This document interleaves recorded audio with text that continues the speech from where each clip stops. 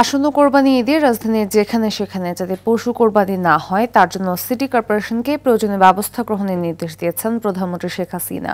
সকালে রাজধানীর বঙ্গবাজারে নগর পাইকারি বিপণী বিতান সহ ঢাকা দক্ষিণ সিটি কর্পোরেশনের 4টি উন্নয়ন প্রকল্পের ভিত্তি স্থাপন অনুষ্ঠানে এই নির্দেশনা দেন তিনি। প্রধানমন্ত্রী বলেন, এখন থেকে নগরীতে পরিকল্পনা ছাড়া কোনো প্রকল্প বাস্তবায়ন হবে না।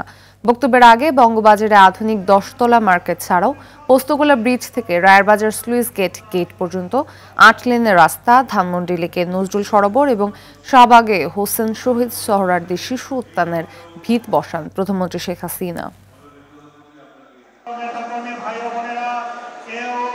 প্রত্যেক জায়গায় কোরবানির জন্য, পশু কোরবানির জন্য আধুনিক প্রযুক্তি সম্পন্ন ব্যবস্থা রাখতে হবে। যার যার পশু নিয়ে যাবে নাম্বার থাকবে, সেটা কাটা হলে সেটা পরিষ্কার করে তার কাছে তার জিনিস পৌঁছে দেবে। আর একটা পশু যখন জবাই হয় তার রক্ত, চামড়া আর এমনকি বর্জ্যগুলিও কিন্তু কাজে লাগে, সেগুলো কিন্তু রিসাইকেল করা যায়। এই যেখানে সেখানে এগুলি না করা, সে বিষয়ে সবাইকে অবশ্যই নজর রাখতে হবে।